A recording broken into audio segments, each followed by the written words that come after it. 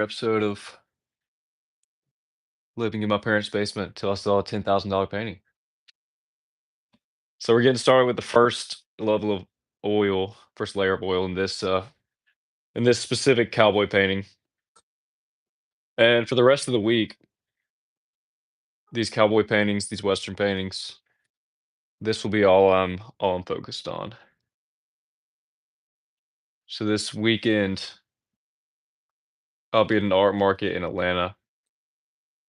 So everything I'm doing this weekend is in preparation for this art market. Now, what I've been doing for these specific paintings is you can see this layer that I already have. This that doesn't include the face. And that's all house paint. So I came in with a layer of house paint. And the purpose of this is to get some color down and just some kind of color blocks in without just using up all my oil paint. So whenever you're painting, you can paint oil over acrylic or over house paint, which is essentially just acrylic paint. But you can't do it the other way around. You can't paint acrylic paint over your oil paint. Now, if you attempt to do acrylic paint over oil paint, what happens is the paint will eventually chip off and it'll slowly kind of fall apart over time. Now, this like the process of it falling apart over time. It does take 10 to 15 years, but the goal is for these paintings to outlast us and stick around for many, many years after we're gone.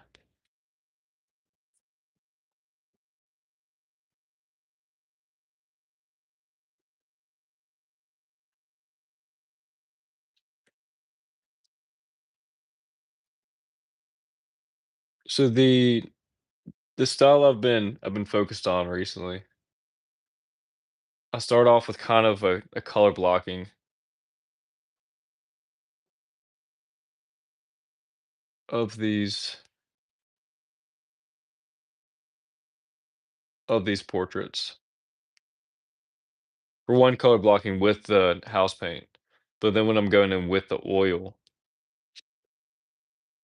I'll block in the portrait and then I'll go in with some type of makeup brush usually,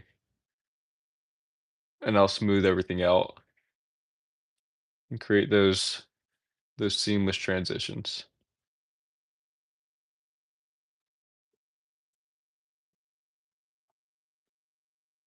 That's essentially the method to the madness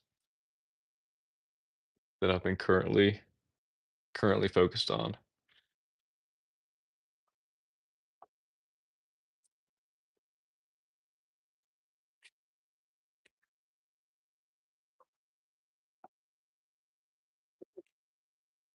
And so far, I've really liked the process of that, of just blocking in the colors in the first round,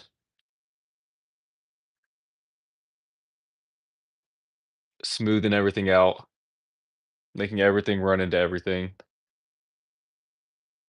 and then coming back with a second layer a few days later, and then doing that same process over again.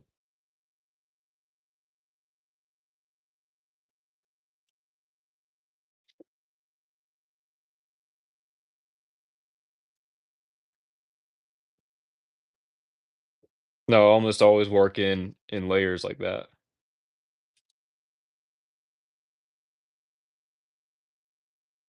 And that process, it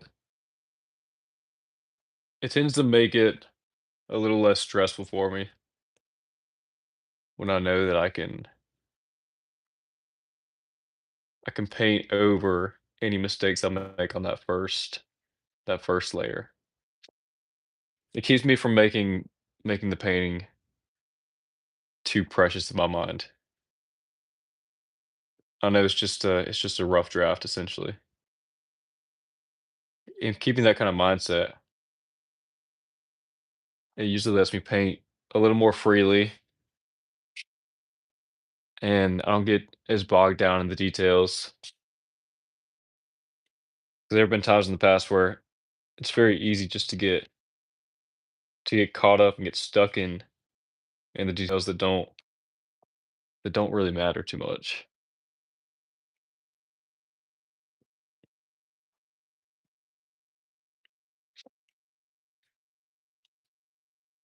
So part of this learning process with painting is figuring out the most efficient ways for you to paint. Some people like painting alla prima, which is just a fancy way of saying a one layer painting where you do the entire painting all at once. Some people like painting in thin layers. That's kind of the Da Vincian way to do it. And very thin layers of paint and constantly build on top of each layer. And the reason Da Vinci painted like that was to make a very misty, atmospheric painting. And that's a process called sfumato. And on top of being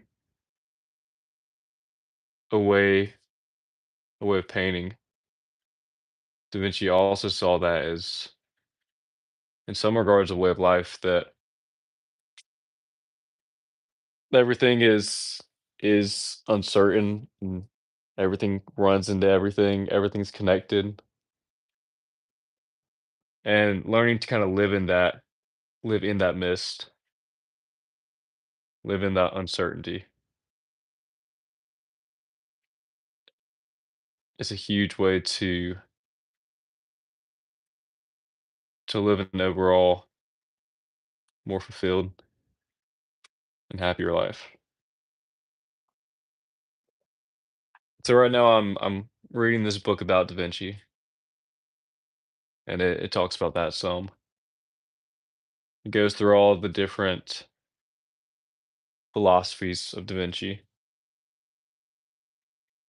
the way he worked, the way he thought, his philosophy on life.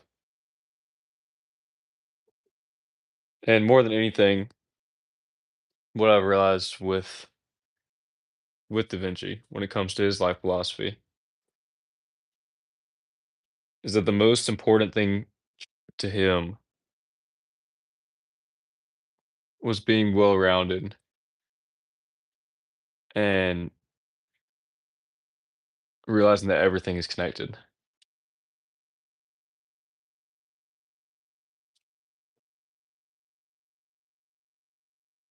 He was big on seeing the science in his art, and then on the other side of that, seeing the art in his science, and realizing that these things that people often consider to be very, very different and even polar opposites have more in common than we usually than we usually realize.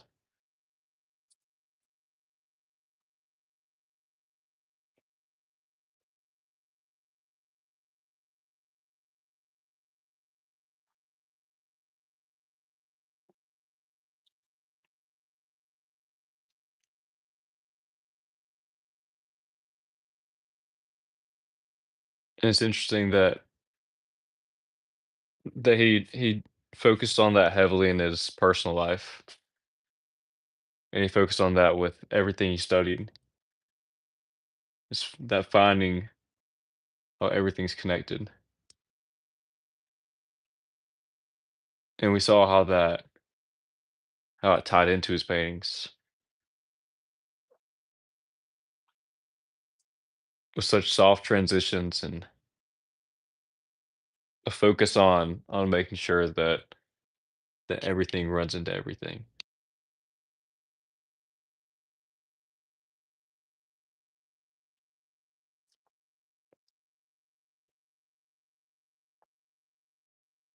Now, one of the biggest things I've noticed in my own art is that I constantly need to make my transitions softer and softer and softer and push towards that softness. Now, every time I increase that smoothness, that softening of the paintings, I make progress with my paintings. I'm like, oh, hey, this looks better. And then it takes me a while to realize that I can push it even further and even further and even further.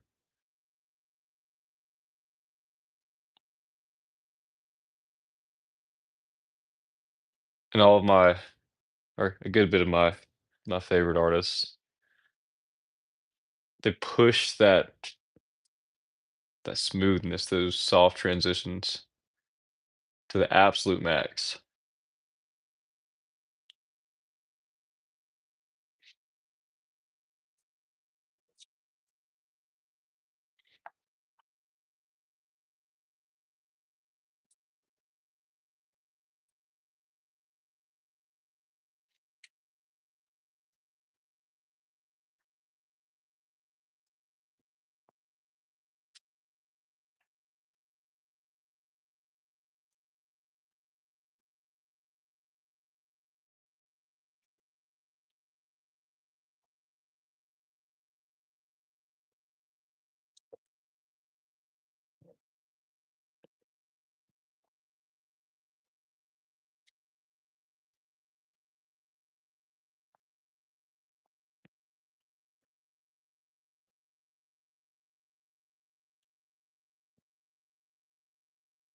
So one of my guidelines when I'm painting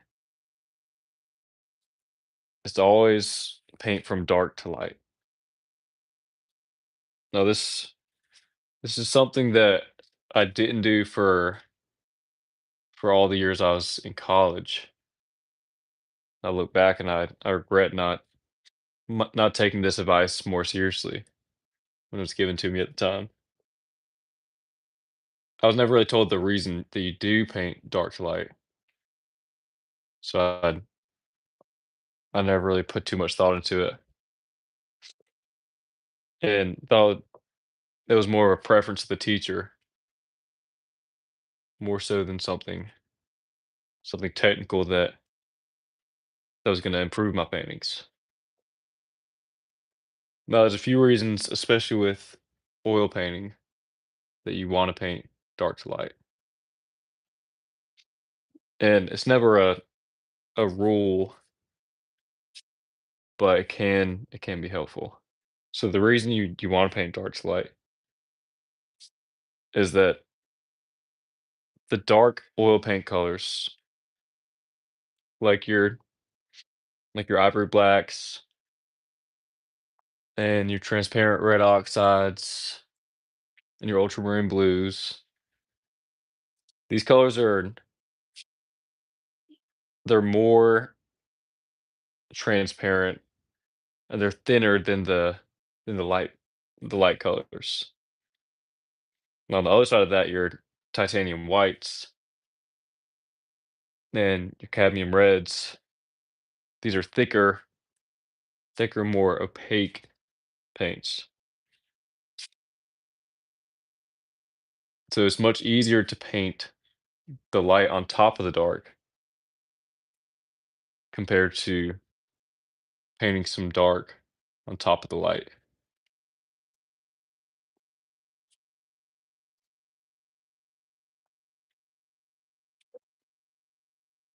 So just that one little trick, it can help your values stay in the range you want them to and get that full spectrum.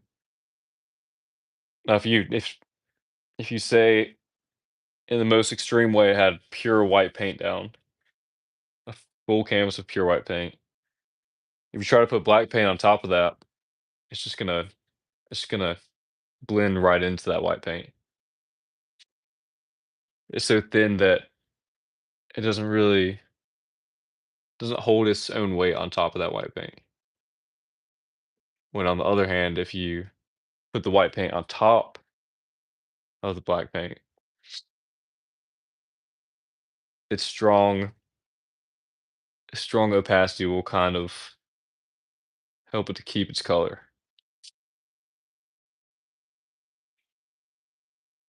or keep its value rather.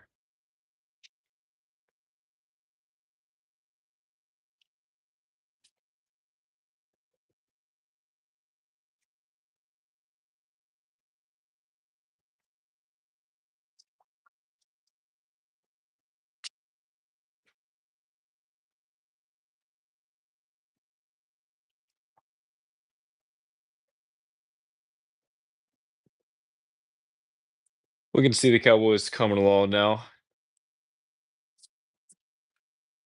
and we have most of those darkest values in.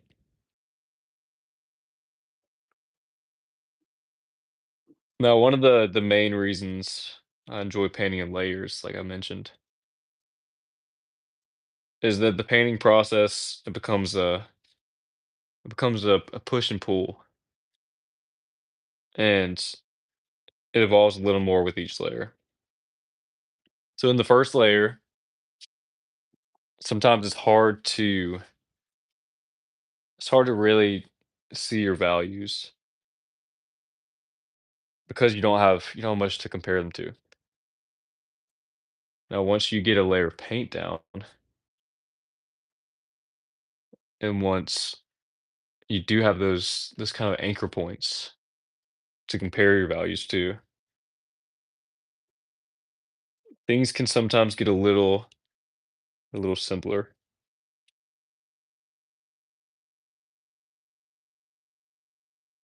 Now, the reason it's difficult to see the values is that when you only have this and this to compare it to, well, we're about halfway through this. This looks way lighter than it really is. Now, it looks lighter because we have just the pure white in the background, which you can do an underpainting to help this a little bit. But you only have a few colors to compare to, compare those darks with. So your brain can overcorrect when the process isn't complete yet.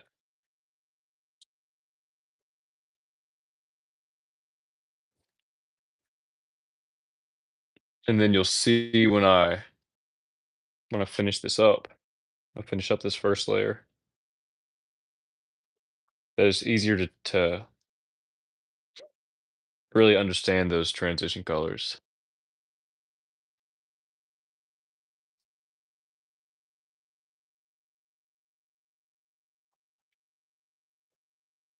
And this is definitely one thing that you will naturally get better at the more you paint, because you start to see the ways that your brain tries to trick you,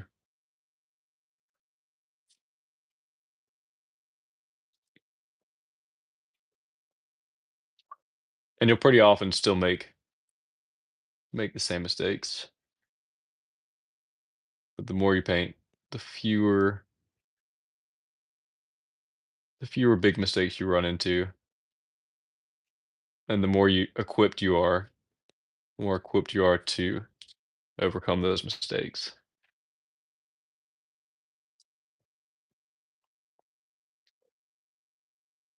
Now, when I finish putting on these colors, sometimes the skin isn't red enough, isn't pink enough. Sometimes the values are a little off. Sometimes things saturated as I would like them to be,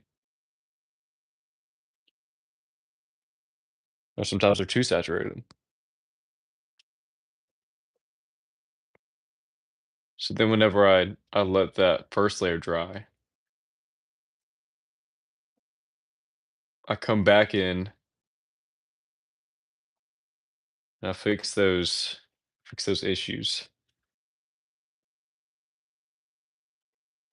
I fix the places where I may have overcorrected, and I put a little more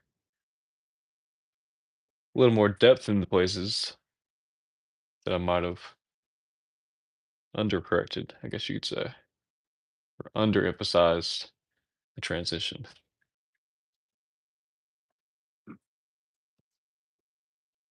Now you can see this, it's a rather quick process. We're going on just about 20 minutes, and this will probably be finished up within 30 minutes.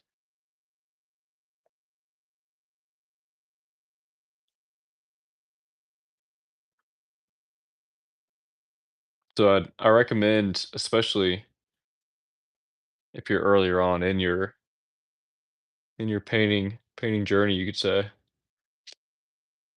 and you still have a lot of improvements to make. I recommend doing more paintings and painting quicker rather than spending as much time as possible on one painting. So in the early stages, it can be very helpful to focus on quantity instead of quality, because each quick painting you do, you can learn quite a lot in, versus if you just put all your effort into one painting and you spend weeks on it, then 90% of the work you're doing is only focusing on the detailed part of the painting, the small details. But 90% of what matters in the painting is getting those big blocks of value right. And that's essentially what creates your realism.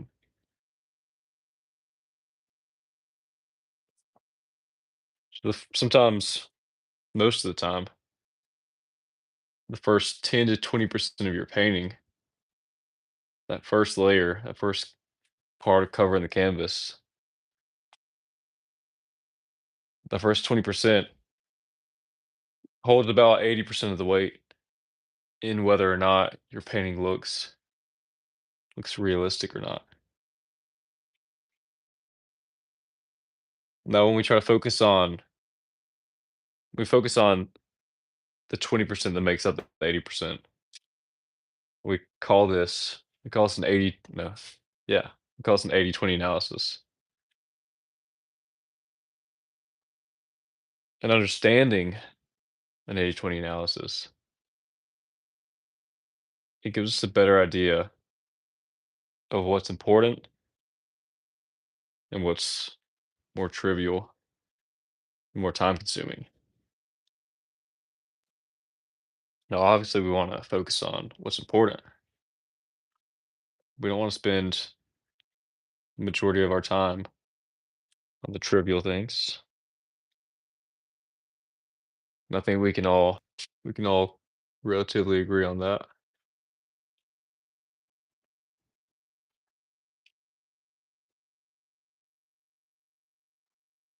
We're just about there.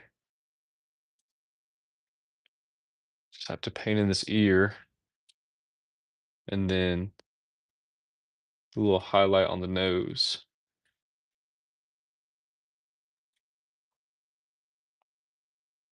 And then we can call it a day on this face.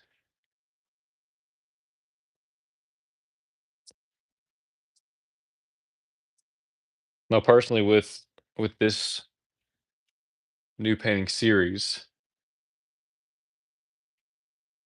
what I'm doing is just painting in the details on the face and on the hands, or any part of the human body that you see, but not the hats, not the clothes, not the backgrounds. I'm more focused on the anatomy, focused on the human in the painting.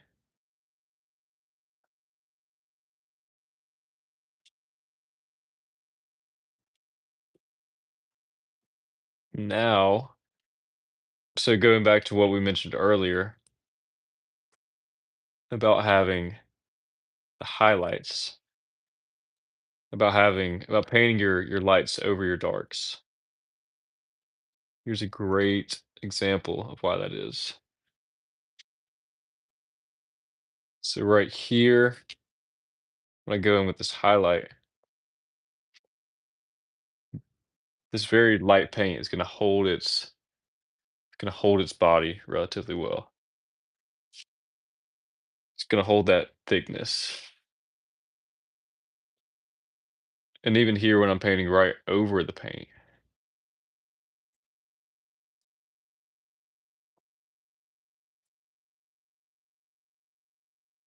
still holds that color, holds that opacity relatively well.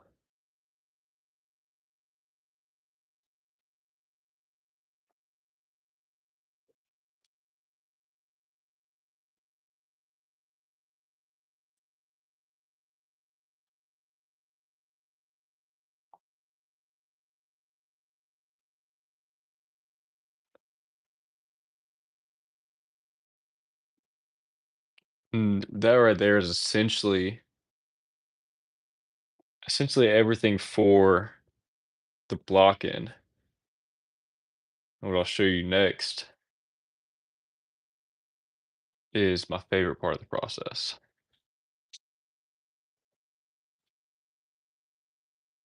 So we have the base layer down. We have the foundation down for the face in this painting. And now we get to come in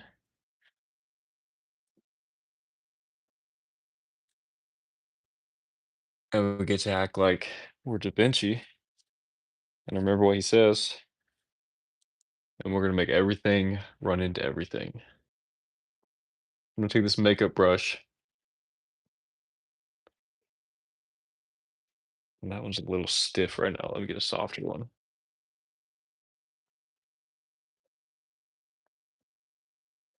I got the extra soft one. It's the first time this one's being used.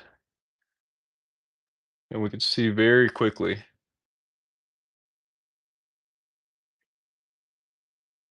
how smooth everything gets. And now we don't need to get overly concerned with the way the painting moves and changes here. We can still slightly see the drawing under the painting because we didn't go in with very thick painting. And the most important thing here is that everything is running into everything.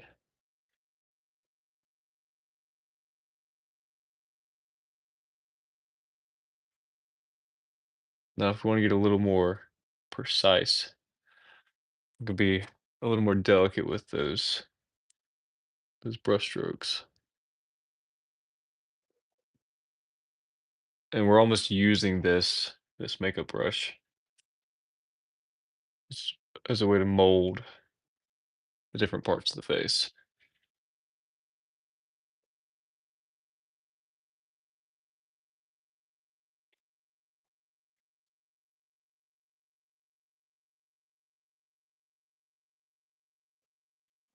And everything we do here can be fixed and improved and changed and edited in the following layers of the painting.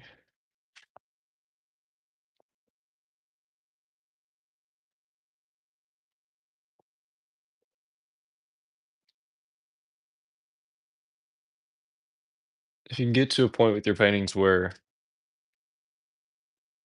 they don't feel so precious and it doesn't seem as serious,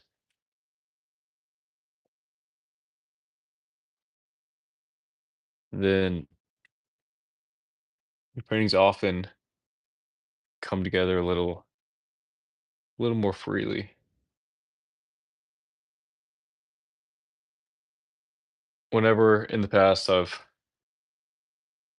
been too concerned with the perfection of my painting, which has happened more times than I would like to admit. The painting got stiff because I was trying to control the painting so much, trying to control every brushstroke, and in doing that, all the all the amazing subconscious things that happen when you're painting, they weren't allowed to come through in the painting.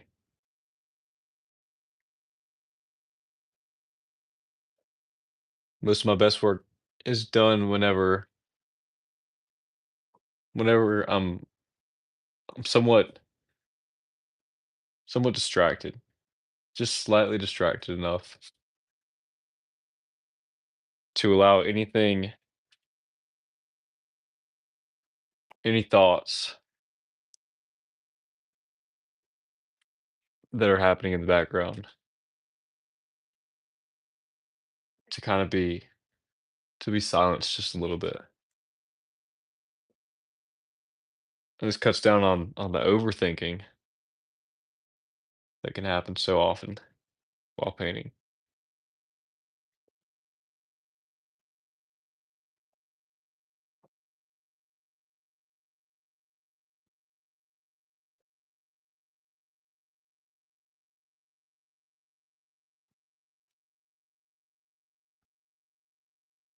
Now, it's evident here that this still has a long way to go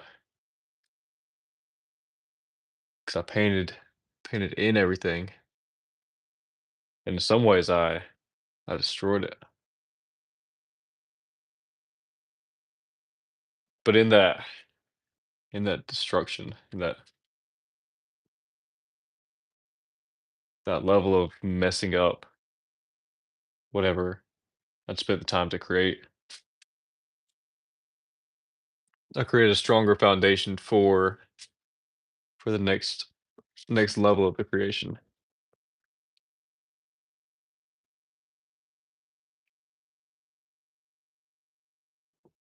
So like that's the next layer of this painting will come through even stronger and even better than the first one.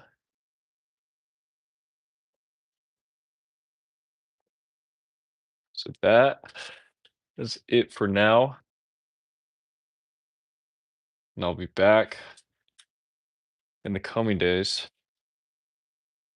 with the next part of this painting process. I hope you enjoyed it. I really appreciate you watching this, and I hope you learned something. So I'll catch you on the next one, and there will be much more painting to come in the future. All right. See you later. Peace.